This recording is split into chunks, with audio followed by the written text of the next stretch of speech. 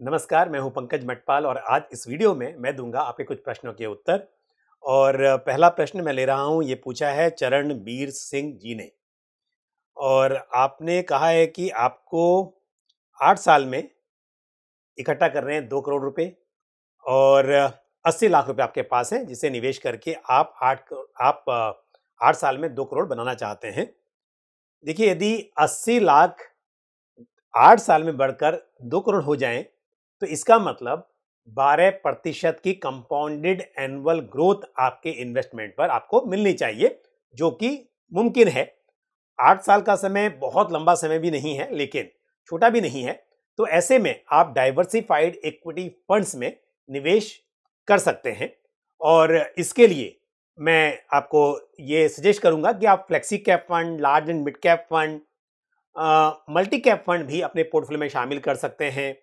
और साथ ही mid cap fund भी आप अपने पोर्टफोलियो में शामिल कर सकते हैं। तो यदि 80 लाख रुपए हैं, तो इसे आप 5 से 6 स्कीम में डिवाइड कर लीजिए। और इसके लिए ICICI prudential value discovery fund, ये एक फंड आप अपने पोर्टफोलियो में शामिल कर सकते हैं। Motilal Oswal large and mid cap fund, इस फंड को आप कंसिडर कीजिए। साथ ही मल्टी कैप कैटेगरी में आप कोटक मल्टी कैप फंड को अपने पोर्टफोलियो में शामिल कर सकते हैं। फ्लेक्सी कैप के लिए आप Bajaj Finserv flexi cap fund या 361 फ्लेक्सी कैप फंड को अपने पोर्टफोलियो में शामिल कर सकते हैं। साथ ही 8 साल का समय है और मेरे हिसाब से एक मल्टी एसेट फंड भी आपके पोर्टफोलियो में रहे तो ये अच्छा होगा। और इसके लिए आप ICICI prudential multi asset fund को कंसिडर कर सकते हैं। साथ ही लॉन्ग टर्म में यदि इंटरनेशनल एक्सपोजर हो पोर्टफोलियो में तो अच्छा रहता है, लेकिन आजकल ऑलमोस्ट सभी फंड हाउसेस ने इंटरनेशनल फंड्स में नया सब्सक्रिप्शन बंद कर दिया है। तो ऐसे में यदि आप पराग पारिक फ्लेक्सी कैप फंड को अपने पोर्टफोलियो में शामिल करेंगे, तो इसके जरिए आपको डोमेस्टिक इक्विटी का तो बेनिफिट मिलेगा ही, और साथ में आपको थोड़ा एक्सपोजर इंटरनेशनल इक्विटी में भी मिल जाएगा। और इसी के साथ मैं आपको एक बैलेंस एडवांटेज फंड भी अपने पोर्टफोलियो में शामिल करने की सलाह दूंगा। और इसके लिए Mahindra Manulife balance advantage fund को आप कंसिडर कर सकते हैं। तो मैंने आपको 7 स्कीम यहां पर बताई हैं। आप यहां पर मल्टी एसेट एलोकेशन फंड और बैलेंस एडवांटेज फंड, इन 2 फंड्स में 15-15 लाख रुपए इन्वेस्ट कीजिए और बाकी में आप 10-10 लाख रुपए इन्वेस्ट कर सकते हैं। इस तरह से आपका 80 लाख रुपीस यहां पर टोटल जो है वो डिवाइड हो जाएगा। और आप इस पैसे को एक साथ इन्वेस्ट करने की बजाय यदि एसटीपी के जरिए, सिस्टमेटिक ट्रांसफर प्लान के जरिए निवेश करेंगे तो ये बेहतर रहेगा, क्योंकि मार्केट में उतार चढ़ाव की संभावना बनी हुई है। और ऐसे में यदि आप इस पूरे पैसे को अगले 3 से 4 महीने में इन्वेस्ट करें इक्विटी में, तो इससे थोड़ा उतार चढ़ाव का जोखिम जो है वो कम हो सकता है। साथ ही आपका नजरिया 8 साल का है, लेकिन 5 साल के बाद आप देखिए, यदि आपने गोल के बहुत करीब पहुंच चुके हैं 5 या 6 साल के बाद में, तो उस वक्त पर यदि आप इन फंड से थोड़े और कम रिस्क वाले जो फंड्स हैं वहां पर स्विच करेंगे, तो ये और भी अच्छी प्लानिंग होगी। इस वक्त पर इक्विटी में इन्वेस्ट करना आपके लिए इंपॉर्टेंट हो जाता है, क्योंकि आपको कम से कम 12% की कंपाउंडेड एनुअल ग्रोथ चाहिए अपना गोल अचीव करने के लिए। लेकिन यदि हो सके और अच्छे रिटर्न्स मिल पाए, 12% से भी अधिक रिटर्न मिले, तो हो सकता है कि आप 8 नहीं बल्कि उससे पहले ही अपने गोल के पास पहुंच जाएं। और तब आप इक्विटी फंड से हाइब्रिड फंड्स में यदि स्विच कर लेंगे पैसे को, तो इससे 8 साल के बाद अचानक जो एक जोखिम हो सकता है इक्विटी में, वो आपको देखने को शायद ना मिले। बढ़ते हैं आगे और लेते अगला सवाल जो पूछा है महादेव ने। महादेव जी, आपने कहा है कि आप मेरे प्रशंसक हैं और आप मेरी वीडियोस देखते हैं। आपकी एज 30 साल की है और 30 साल के लिए आप निवेश करना चाहते हैं। साथ ही आपने कहा है कि 15% से आप स्टेप अप भी करेंगे अपने निवेश को, और आप फिलहाल 5 स्कीम में निवेश कर रहे हैं और कुल मिलाकर 6,500 रुपये की आपकी एसआईपी चल रही है। और जो स्कीम आपने ली है, Invesco India flexi cap fund, Edelweiss mid cap fund, Bandhan small cap fund, Kotak multi cap fund और Motilal Oswal large and mid cap fund, आपकी चॉइस बहुत अच्छी है। बेहतरीन फंड्स हैं आपके पोर्टफोलियो में, और आपका जो एलोकेशन है वो भी large cap, mid cap, small cap सभी तरह के मार्केट कैप्स में डाइवर्सिफाइड है, तो मेरे हिसाब से अच्छा पोर्टफोलियो बनाया हुआ है।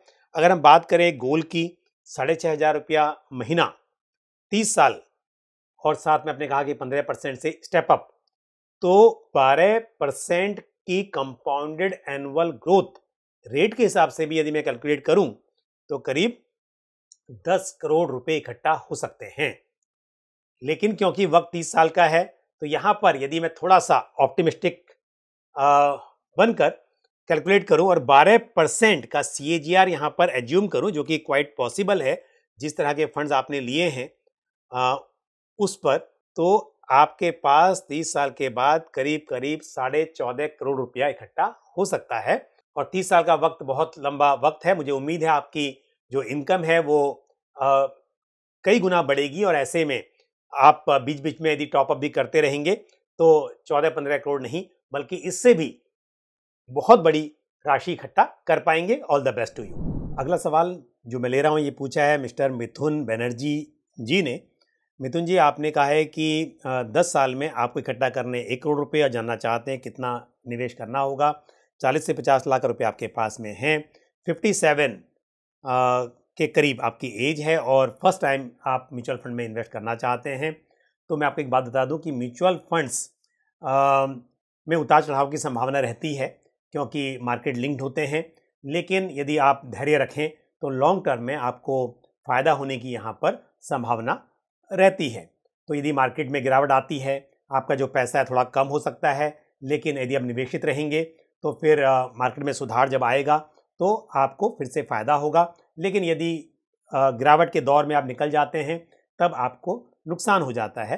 तो इसके लिए आप, क्योंकि नए निवेशक हैं, इसके लिए बताना ज़रूरी है कि यदि आप म्यूचुअल फंड्स में निवेश कर रहे हैं तो हालांकि आपकी जो निवेश की अवधि है 10 साल की है, वो एक उचित समय है, लेकिन घबराना नहीं है मार्केट के उतार चढ़ाव से। और आपने जैसा पूछा कितना निवेश करना चाहिए, यदि मैं 12% यानी 12% की कंपाउंडेड एनुअल ग्रोथ यहाँ पर मानकर चलूँ तो करीब 32 लाख रुपए आपको इन्वेस्ट करने होंगे इस वक्त, ताकि 10 साल के बाद वो 1 करोड़ रुपया बन सके। और आपने कहा है कि आपके पास 40-50 लाख रुपए हैं, तो मैं कहूँगा कि 40 लाख रुपए आप इन्वेस्ट कर लीजिए म्यूचुअल फंड में, और बाकी 10 लाख रुपए है जो हैं उसमें से कुछ आप फिक्स डिपॉजिट में रखिए किसी भी इमरजेंसी के लिए, कुछ पैसे आप बाकी जो दूसरे डेट इंस्ट्रूमेंट्स हैं वहाँ पर निवेश कर सकते हैं ताकि थोड़ा पोर्टफोलियो को स्टेबिलिटी मिले। आप हो सके तो उसमें से कुछ पैसा शॉर्ट टर्म डेट फंड्स में भी निवेश कर सकते हैं, लेकिन जो 40 लाख की मैं बात कर रहा हूँ ये इक्विटी और हाइब्रिड फंड्स में आप निवेश करेंगे तो आपको अपना गोल अचीव करने में मदद मिलेगी। और इसके लिए आप कुछ डाइवर्सिफाइड फंड्स और कुछ हाइब्रिड फंड्स को अपने पोर्टफोलियो में शामिल कर सकते हैं। हाइब्रिड फंड में महिंद्रा मैन्युलाइफ बैलेंस एडवांटेज फंड, ये एक डायनेमिक एसेट एलोकेशन फंड है, इसे आप अपने पोर्टफोलियो में शामिल कर सकते हैं। ICICI prudential multi asset fund, ये एक मल्टी एसेट एलोकेशन फंड है जो कि इक्विटी, डेट और गोल्ड इत्यादि में निवेश करता है। इस फंड को भी आप अपने पोर्टफोलियो में शामिल कर सकते हैं। साथ ही एक फ्लेक्सी कैप फंड आप अपने पोर्टफोलियो में शामिल करें, और फ्लेक्सी कैप में आप Bajaj Finserv flexi cap fund consider कर सकते हैं, या Nippon India flexi cap fund को आप अपने पोर्टफोलियो में रख सकते हैं। साथ ही एक large and mid cap fund जैसे Motilal Oswal large and mid cap fund या ICICI prudential large and mid cap fund, इनमें से कोई एक फंड शामिल किया जा सकता है। साथ ही आप ICICI prudential asset allocator fund of fund को भी अपने पोर्टफोलियो में शामिल कर सकते हैं। ये एक ऐसा फंड है जो कि इक्विटी, डेट और गोल्ड में निवेश करता है, और थोड़ा जोखिम कम रहे पोर्टफोलियो में, इसके लिए ये फंड मेरे हिसाब से एक सही चॉइस हो सकती है। साथ ही क्योंकि मैं आपको बहुत अग्रेसिव फंड्स यहाँ पर सजेस्ट नहीं कर रहा हूँ, जैसा आपने कहा है कि आप नए निवेशक हैं और 57 ईयर्स की आपकी एज है, तो एक और बैलेंस एडवांटेज फंड आप अपने पोर्टफोलियो में शामिल कर सकते हैं, और इसके लिए आप HDFC बैलेंस एडवांटेज फंड को कंसिडर कर सकते हैं। तो ये हैं कुछ फंड्स के नाम। इन फंड्स में आप पैसे को डिवाइड कर दीजिए, और पूरा पैसा एक ही साथ एक दिन निवेश करने की बजाय आप यहाँ पर STP करें। STP मतलब सिस्टमेटिक ट्रांसफ़र प्लान।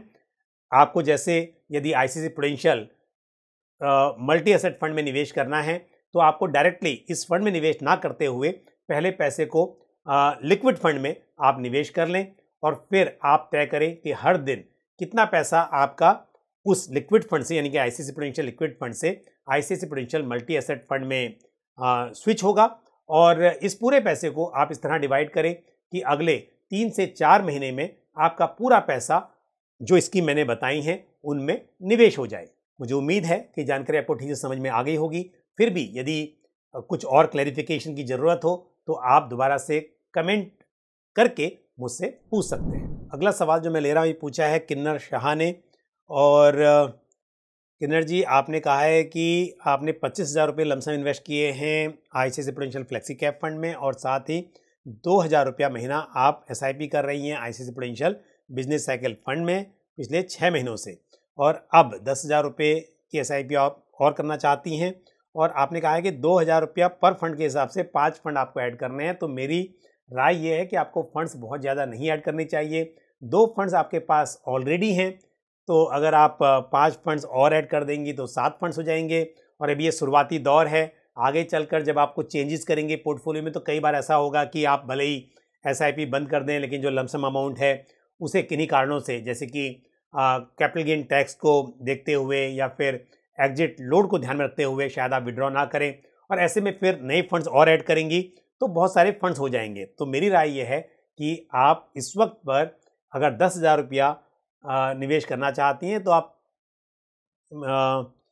मैक्सिमम आप 2 फंड्स आपके पास में हैं, 3 फंड्स आप और ऐड कर लीजिए तो आपके पास कुल मिलाकर 5 फंड्स हो जाएंगे। उससे ज़्यादा फंड्स आप मत कीजिए। तो 10,000 रुपये करने हैं तो पहली बात तो जो ICICI prudential flexi cap fund में आपने निवेश किया हुआ है लमसम 25,000 रुपया, ये बहुत अच्छा फंड है। इसी में आप 3,000 रुपया पर मंथ की एसआईपी और कर लीजिए। तो अब 10 में से 7,000 बचे। उसके लिए आप क्या कीजिए, 3 फंड्स में आपको और बताऊंगा। एक होगा mid cap fund. Mid cap में Motilal Oswal mid cap fund आप चुन सकती हैं और उस फंड में आप अगेन 3,000 रुपया महीने की एसआईपी कर सकती है। अब मैं ये मानकर चलता हूँ कि आपकी जो निवेश की अवधि है वो लॉन्ग टर्म है, तो यदि आप 10 साल या उससे अधिक समय के लिए निवेश करना चाह रही हैं तो मेरे हिसाब से एक स्मॉल कैप फंड भी यहाँ पर ऐड किया जा सकता है। 2,000 रुपया महीना आप एक स्मॉल कैप फंड में ऐड करें और स्मॉल कैप के लिए बंधन स्मॉल कैप फंड या Tata small cap fund consider किया जा सकता है। अब बचे 2,000 रुपये, उसके लिए मैं कहूँगा कि आप एक मल्टी कैप फंड अपने पोर्टफोलियो में शामिल कर लीजिए और मल्टी कैप में Kotak multi cap fund consider किया जा सकता है। तो ऑलरेडी 2 फंड्स आपके पास में हैं, 3 फंड्स मैंने आपको सजेस्ट कर दिए हैं, टोटल मिलाकर 5 फंड्स आपके पास होंगे और इन 5 फंड्स में आपकी एसआईपी चलेगी और पहले से जो निवेश किया हुआ है ये पैसा भी बढ़ेगा।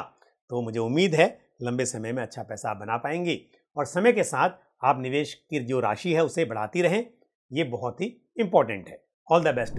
अगला सवाल जो मैं ले रहा हूँ ये पूछा है हार्दिक रमानी ने और ये आज का आखिरी सवाल होगा।